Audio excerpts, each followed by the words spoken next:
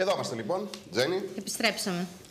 Και δεν είμαστε μόνοι μας. Όχι, βέβαια. Έχουμε εδώ τους 6 υποψήφιους δημάρχους Καρδίτσας, τους επικεφαλείς των 6 από τους 7 συνδυασμούς. Νομίζω ότι καλό είναι να τους παρουσιάσουμε όπως κάθονται από τα δεξιά μας. Είναι δήμαρχος Καρδίτσας και εκ νέου υποψήφιος ο κύριος Κώστας Παπαλός, επικεφαλής του συνδυασμού Δυνατή Καρδίτσα. Καλώς ήρθατε. Καλώς ήρθατε, κύριε Δήμαρχε. Δίπλα του είναι ο κύριος Βάιος Βαρελάς, επικεφαλής της κίνησης Καρπός, Καρδίτσα Πόλης της Συλλογικότητας. Δίπλα στον κύριο Βαρελά είναι ο κύριος Αλεξάκος, επικεφαλής του συνδυασμού Ανεξάρτητη Προοδευτική Συμμαχία Πολιτών Καρδίτσας. Καλησπέρα σας και στους δύο, να τους λέμε και ένα καλησπέρα. Καλησπέρα και καλησπέρα σε όλους. Και απέναντί μας έχουμε τον κύριο Βασίλη Κρανιά, επικεφαλής της Λαϊκής Συσπήρωσης του Δήμου Καρδίτσας. Δίπλα του είναι ο κύριος Στέφανος Κατσάρας, επικεφαλής της Ελεύθερης Δημιουργικής Κίνησης Πολιτών Καρδίτσα μας, και ακριβώς δίπλα του ο κύριος Ηλίας Χορετσιανίτης, επικεφαλής του ακομμάτης του Δημοτικού Συνδυασμού Νέστορ Νέα Ελλάδα. Σηκώνεται τώρα, αν το λέω σωστά, κύριε Χορετσιανίτη. Ναι. Καλησπέρα λοιπόν σε όλους. Είναι Σχορεσανίτης, όχι ο Σοφοκλής ο Σχορεσιανίτης, έτσι, να το διευκρινίσουμε. Ωραία.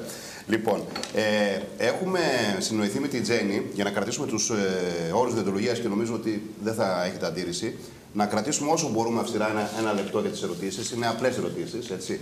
Και άμα μας δοθεί η δυνατότητα να υπάρχει ένας δεύτερος κύκλος απαντήσεων σε κάποια ερώτηση, γιατί θα έχουμε αρκετό χρόνο, πάλι στο λεπτό, για να μην αισθάνεται κάποιος αδικημένος από τον χρόνο.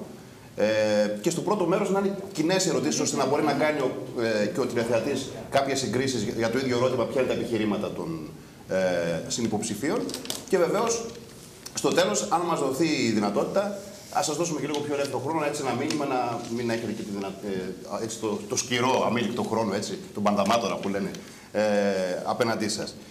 Να σε διακόψω λίγο. Πρέπει να αναφερθώ στην επιστολή που μας έστειλε ο κύριος Νέμας, ο οποίος έχει προσκληθεί, αλλά δυστυχώς δεν μπορεί να είναι σήμερα μαζί μας. Είναι πολύ φορτωμένο, βεβαρημένο το πρόγραμμα το δικό του και των συνεργατών του. Ως εκ τούτου δεν μπορεί να είναι σήμερα εδώ. Στην επιστολή του, βέβαια, αναφέρει και κάποιες αιχμές για ένα συνυποψήφιο. Θεωρήσαμε καλό να μην τις αναφέρουμε, διότι το διοντολογικό θα ήταν να είναι εδώ παρόν για να τις αναφέρει στον συνυποψήφιο του. Οπότε, παρ' όλα αυτά, εμείς θα θέλαμε να είναι εδώ σήμερα. Γι' αυτό και το απευθύναμε την πρόσκληση.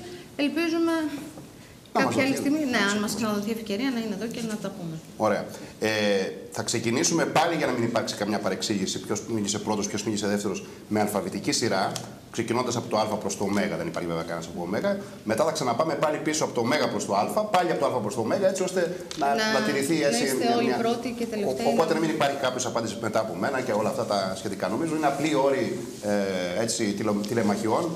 Εν πάση περιπτώσει, εκείνο που προέχει δεν είναι μόνο το τι λέμε και πώς το λέμε, είναι και οι πράξεις μας, και το ξέρετε καλύτερα από τον καθέναν, οι επαφές στα χωριά, αλλά έχει την αξία του και η τηλεμαχία, γιατί θέλουν και οι τηλεθεατές να έχουν μια άποψη για όλους. Λοιπόν, να ξεκινήσουμε, Τζέννη, από τον κύριο Αλεξάκο. Αλφαβητικά είναι ο κύριος Αλεξάκος, μετά είναι ο κύριος Βαρελάς, μετά είναι ο κύριος Κατσάρας, ο κύριος Κρανιάς, ο κύριος Παπαλός και ο κύριος Σχορεσανίτης, και μετά θα πάμε ανάποδα. Το πρώτο ερώτημα, κύριε Αλεξάκου, έχει να κάνει με το χρέος του Δήμου, όπως αντιλαμβάνεστε. Έτσι είναι, νομίζω, μια πληγή τα χρέη στους Δήμους και ιδιαίτερα στο Δήμο της Καρδίτσας. Θα θέλαμε λοιπόν πρακτικά να μας πείτε πώς θα αντιμετωπιστεί και πιθανόν να μπαίνει και το ερώτημα λόγω και των εξελίξεων που έχουμε και σε κεντρική πολιτική σκηνή και με τις δηλώσεις και του κυρίου Κυριάκου Μητσοτάκη, αν θα αντιμετωπιστεί με απολύσεις υπεραρίθμων ή με αυξήσεις δημοτικών τελών, ή αν υπάρχει άλλος τρόπος. Ο χρόνος να μετράει από τον κύριο Αλεξάκου με το που θα ξεκινήσει. Καλησπέρα πρώτα απ' όλα σε όλους και όλους. Ελπίζω να πάνε όλα καλά σήμερα. Πράγματι, ο Δήμος είναι ένας από τους υπερχρεωμένους της χώρας και χρειάζεται μια σειρά από ενέργειες για να καταφέρουμε να μειώσουμε το χρέος. Πρώτα απ' όλα πρέπει να μειώσουμε το λειτουργικό κόστος του Δήμου σε συνεργασία με τους εργαζόμενους και με την ανακατανομή του προσωπικού, ώστε να έχουμε μεγαλύτερη παραγωγή έργου με μικρότερο κόστος. Ταυτόχρονα πρέπει να μειώσουμε τις δαπάνες για προμήθειες, να μειώσουμε το κόστος μέσα από την ελαχιστοποίηση των συμβούλων, με το μηδενισμό των δαπανών για ενοίκια και ταυτόχρονα, συντάσσοντας ένα πρόγραμμα εξορθολογισμού και εξυγίανσης, να ζητήσουμε τη συμπαράσταση της πολιτείας για να δώσει και αυτή να συμβάλλει στο μέτρο που της αναλογεί σε αυτή την προσπάθεια που θα κάνουμε, εφόσον θα έχουμε ένα πρόγραμμα που κινείται σε αυτή την κατεύθυνση. Τέλος, θα πρέπει να επαναδιαπραγματευτούμε το χρέος, τους τόκους και τα χρεολύσια με τις τράπεζες με στόχο της μείωσης της δαπάνης για τη εξυπηρέτηση του χρέους. Ευχαριστούμε θερμά. Αντιλαμβάνομαι, Τζέννη, ότι επειδή είναι το πιο καυτό από τα ζητήματα του χρέους, ίσως θα δούμε με την ολοκλήρωση των τοποθετήσεων. Αν χρειαστεί να δώσουμε ένα δεύτερο λεπτό, να το δούμε. Αλλά θα το κρίνουμε και εφόσον το συμφωνήσουν και οι παριστάμενοι πάντα. Ο κύριος Βαρελάς τώρα. Θεωρούμε ότι, και εγώ να καλησπίσω όλους τους ακροατές σας, θεωρούμε ότι ένα από τα μεγαλύτερα προβλήματα που αντιμετωπίζει ο Δήμος είναι το χρέος του. Εμείς ως Καρπός, πριν από κάποιο χρονικό διάστημα, πραγματοποίησαμε ημερίδα, ζητώντας βέβαια και τα στοιχεία από τη μεριά του Δήμου, τα οποία δεν μας τα έδωσε. Δεν μας έδωσε τουλάχιστον αυτά που ζητήσαμε. Στην ημερίδα αυτή προσπαθήσαμε μέσα από επιστημονικές αναλύσεις και τοποθετήσεις να βρούμε λύσεις και διέξοδα στο μεγάλο αυτό πρόβλημα του Δήμου. Μαγικές λύσεις πάνω για την επίλυση δεν υπάρχουν. Οι κατευθύνσεις στις οποίες εμείς κατευθυνόμαστε είναι να μειώσουμε τα έξοδα, να αυξήσουμε τα έσοδα και να αναδιαρθρώσουμε το χρέος μας.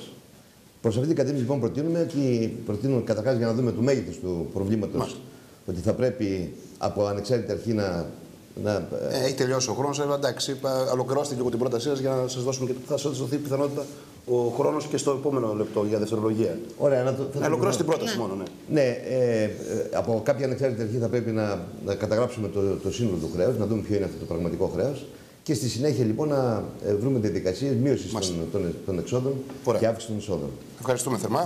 Θα τοποθετηθώ και στην... Θα υπάρξει και δεύτερο μέρος. Ναι. Είναι ο κύριος Κατσάρας. Νομίζω το ερώτημα είναι προφανές, είναι κοινό. Πώς θα αντιμετωπιστεί το χρέος και αν είναι καλό να απαντήσουμε και αν σκέφτεστε υπάρχουν υπεράριθμοι, δεν υπάρχουν, θα γίνουν αυξήσεις δημοτικών τελών. Τι σκέφτεστε? Ναι. Λοιπόν, να απαντήσω καταρχάς αυτό ότι θα γίνει κάθε προσπάθεια να μην απολυθούν εργαζόμενοι οι οποίοι εργάζονται. Δεν θα γίνει δηλαδή θυσία κανείς εργαζόμενος που δουλεύει. Επίσης θα καταβληθεί κάθε προσπάθεια να μην αυξηθούν τα τέλη και θα προκρίνουμε άλλες μεθόδους, όπως για παράδειγμα η αναδιοργάνωση του Δήμου, ο εξορθολογισμός των δαπανών και καλό θα είναι να έχουμε υπόψη μας ότι ένας σύγχρονος Δήμος, με μια σύγχρονη αντίληψη, θα πρέπει να βρει τον τρόπο να δημιουργήσει έσοδα, να τονώσει την τοπική οικονομία, έτσι ώστε από τη στιγμή που οι δημότες έχουν χρήματα στις τσέπες τους, έτσι θα μπορεί και ο Δήμος να έχει χρήματα. Δεν νομίζω δηλαδή ότι ένας Δήμος μπορεί να απαιτήσει χρήματα από κατοίκους, από δημότες, οι οποίοι δεν έχουν τη δυνατότητα να πληρώσουν τα τέλη. Άρα λοιπόν θα πάμε σε νέες μεθόδους, έτσι ώστε ο Δήμος να δημιουργήσει έσοδα από άλλες πηγές. Μάλιστα. Ευχαριστούμε τον κύριο Κατσάρα. Ποιος είναι ο επόμενος? Ο κύριος Κρανιάς. Ευχαριστώ. Εμείς θεωρούμε καταρχάς και πρέπει να το ξεκαθαρίσουμε σε όλους τους τόνους ότι οι εργαζόμενοι όλοι εργάζονται. Δεν είναι επισκέπτες στον χώρο εργασίας τους και στη τελευταία ανάλυση όλοι έχουν δικαίωμα στη ζωή. Όσον αφορά το χρέος του Δήμου, δύο δρόμοι υπάρχουν. Ο ένας είναι αυτός που επιλέγουν όλοι οι άλλοι συνυποψήφοι, γιατί έτσι λέει η κυβέρνηση, έτσι χαράζει, έτσι αποφασίζει, και είναι ο δρόμος των απολύσεων, της κατάργησης υπηρεσιών, υποβάθμισης υπηρεσιών που πρέπει να παρέχουν οι Δήμοι κλπ. Εμείς, σε αντίθεση με όλα αυτά, θεωρούμε ότι το κράτος έχει υποχρέωση για πλήρη κρατική χρηματοδότηση στους Δήμους, για να καλύπτονται όλες οι ανάγκες, για απόδοση των παρακολουθημένων πόρων. Και η διεκδίκησή μας θα είναι τέτοια μαζί με τους εργαζόμενους, κυρίως αυτούς θα στηριχτούμε, αλλά και με τους δημότες, να απαιτήσουμε από το κράτος να καλύψει όλες τις υποχρεώσεις που έχει προς τους Δήμους. Σε τελευταία ανάλυση, όλοι φορολογούμαστε, χαρατσονόμαστε και δεν έχουμε καμιά άλλη υποχρέωση να πληρώσουμε επιπλέον υπηρεσίες. Μάλιστα. Ευχαριστούμε. Ο κύριος Παπαλός είναι το ίδιο ερώτημα, Δήμαρχε. Το χρέος, έτσι. Αναλαμβάνοντας το Δήμο, αναλάβαμε και ένα χρέος 54 εκατομμυρίων ευρώ. Δουλεύοντας με σχέδιο και χωρίς να επιβαρύνουμε τους δημότες μας ούτε κατά 1 ευρώ, ούτε κατά 1 cents, καταφέραμε να μειώσουμε αυτό το χρέος κατά 16,2 εκατομμύρια, ασκώντας χρηστή διοίκηση και αξιοποιώντας ακόμα και το τελευταίο ευρώ. Δεν απολύθηκε κανένας εργαζόμενος. Παρά τα αυτά, οι εργαζόμενοι του Δήμου έχουν μειωθεί από 620 που ήταν όταν αναλάβαμε στους 420 περίπου που είναι τώρα. Κάτω λοιπόν από πολύ δύσκολες συνθήκες, τα θα που λένε οι συνάδελφοι, εμείς τα πραγματοποιήσαμε. Τα μακροοικονομικά του Δήμου έχουν βελτιωθεί. Η ΕΕΤΑ και το Υπουργείο Εσωτερικών δια του κόμβου διαλειτουργικότητας, παρακολουθώντας τα στοιχεία του Δήμου, μας λένε ότι ο Δήμος έχει εξασφαλίσει τη βιωσιμότητά του. Φυσικά παραμένει το πρόβλημα της ρευστότητας, διότι η ρευστότητα δεν υπάρχει στην αγορά. Θα αντιμετωπιστεί και αυτό και αντιμετωπίζεται εν καιρό. Οι υπάλληλοι πληρώνονται στην ώρα τους. Και ενώ ήμασταν ένας Δήμος που έπρεπε να μπει σε επιτήρηση, μπήκαν άλλοι και εμείς δεν μπήκαμε, στεκόμενοι γερά στα πόδια μας. Ευχαριστούμε. Και ο κύριος Χωρεσιανίτης για να ολοκληρώσουμε με την πρώτη ερώτηση. Ναι. Καλησπέρα από μένα. Εγώ θεωρώ ότι το ληξιπρόθεσμες οφειλές του Δήμου καταρχήν θα εξοφληθούν από το κράτος, εντολή Τρόικα. Απλά χρειάζεται να γίνουν μερικές παρεμβάσεις εντός του Δήμου. Δηλαδή χρειάζεται να γίνεται απογραφές των υλικών του Δήμου, ώστε να ξέρουμε τι υπάρχει, τι εισέρχεται και τι εξέρχεται κάθε φορά. Χρειάζεται να υπάρχει δικαιοσύνη όσον αφορά τους διαγωνισμούς, όσον αφορά τις απευθείας αναθέσεις, ώστε να μην κατασπαταλούνται πόροι. Από την άλλη, σίγουρα πρέπει να γίνει η επαναδιαπραγμάτευση των δανείων με τις τράπεζες, με όρους συμφέρουσες και για τις δύο πλευρές. Και εν τέλει, οι υπεράριθμοι του Δήμου, επειδή δεν μπορούμε να παραβούμε νόμους του κράτους, θεωρώ ότι κάποιοι άνθρωποι θα πουληθούν. Ο Δήμος θα γίνει παράνομος ή όχι. Εμείς θέλουμε να είμαστε πάντοτε νόμιμοι, αλλά μπορούμε να συμβάλλουμε ώστε και αν ακόμα αυτοί οι άνθρωποι απολυθούν και θέλουμε να είμαστε στο πλευρό τους, να μπορέσουν να επαναπροσληφθούν σε άλλες υπηρεσίες, κάνοντας έκπτωση δημοτικών τελών σε επιχειρήσεις, για παράδειγμα, που έχουν τραπεζοκαθίσματα, μπορούμε να μειώσουμε το κόστος των δημοτικών τελών κατά 20-30% αν προσλάβουν άτομα που έχουν απολυθεί από το Δήμο. Ωραία.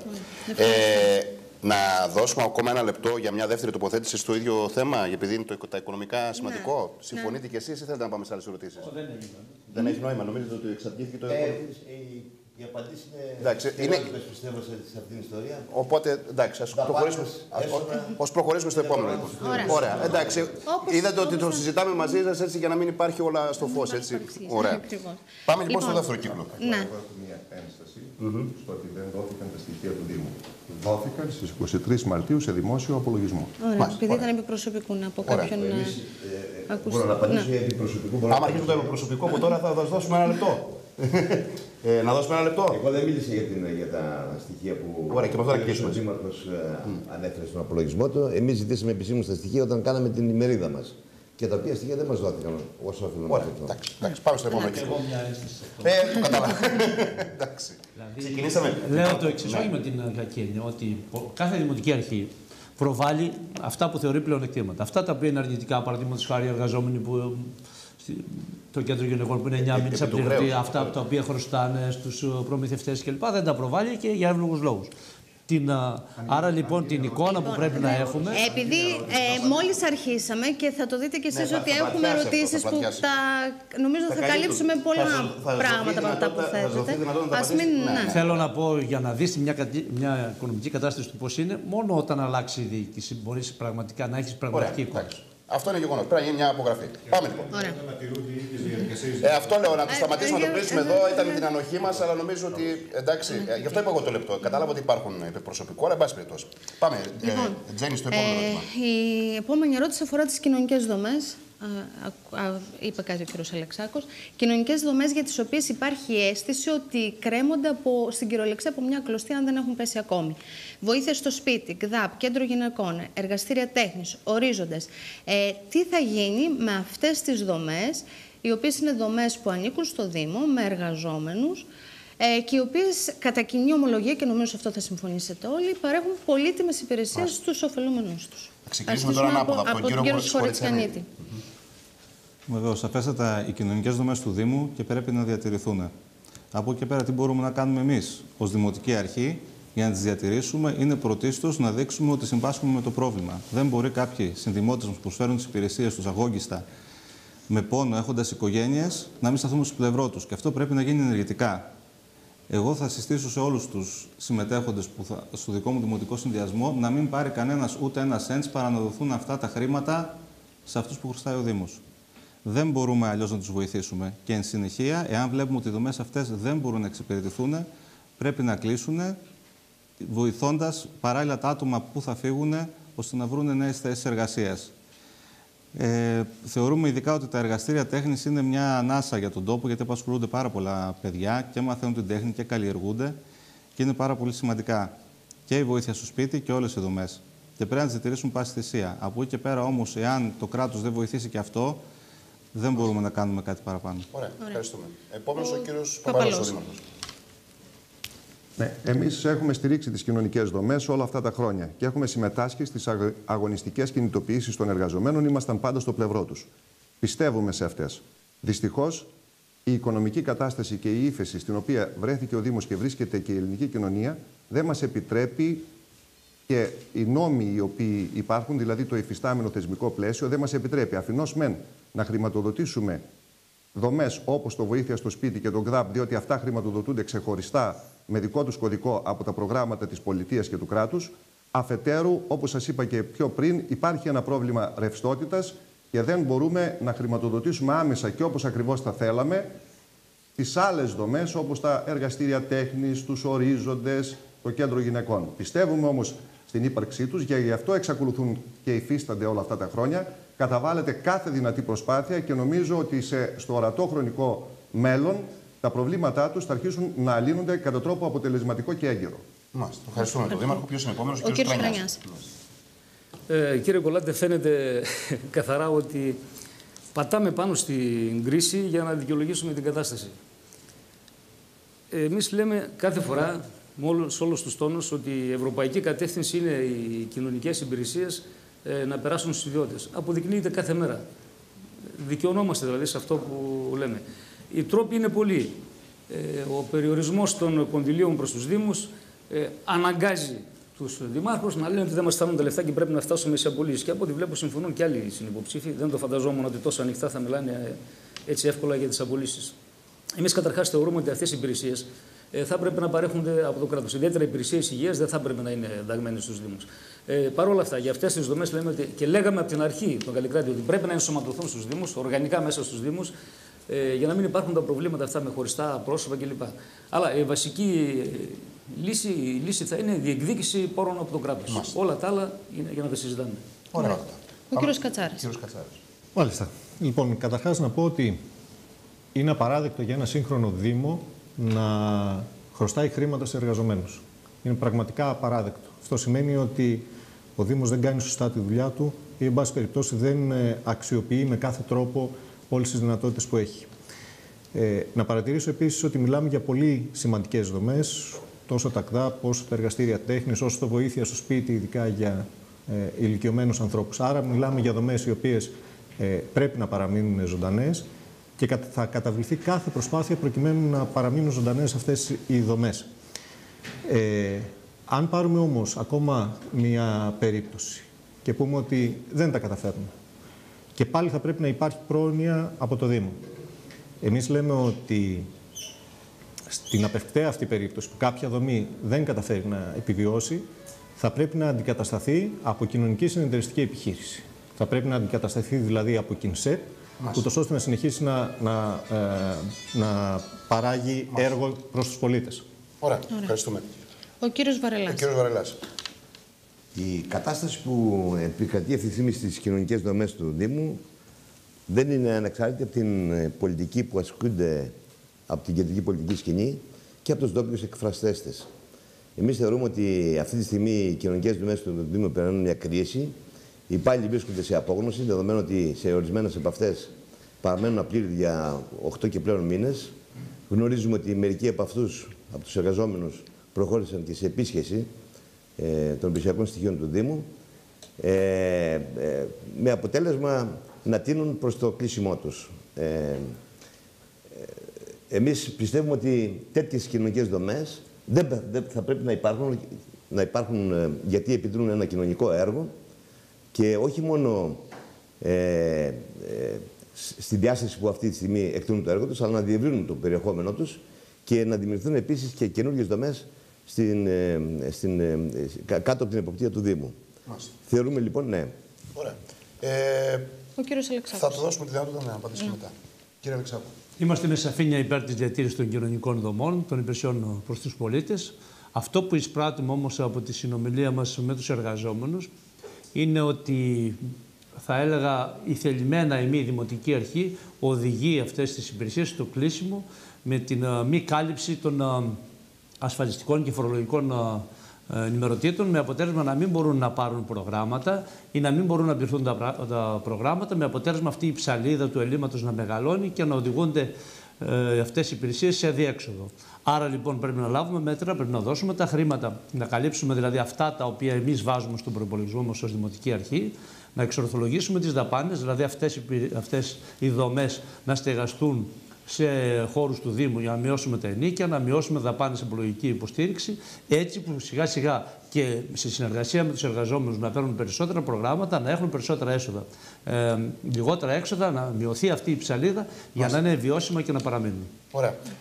Θα πάμε να κάνουμε ένα σύντομο διαφημιστικό διάλειμμα. Επειδή βλέπω ότι θα μας περισσέψει χρόνος και το ρολόι είναι και λίγο έτσι αμήλικτος ό,τι αφορά, προς το τέλος θα είναι λίγο πιο χαλαρή κουβέντα, δηλαδή θα κρατάμε πάλι χρόνο για να μπορέσουμε να βγαίνει και ένα νόημα. Έτσι, έτσι να μην, και θα δοθεί βεβαίως και στους 6 κυρίους η δυνατότητα να κάνουν μια σύντομη τοποθέτηση γενικώς για να δώσουν ένα μήνυμα έτσι, το στίγμα ενώπιση των εκλογών. Πάμε σε ένα σύντομο διαφημιστικό διάλειμμα και επανερχόμαστε.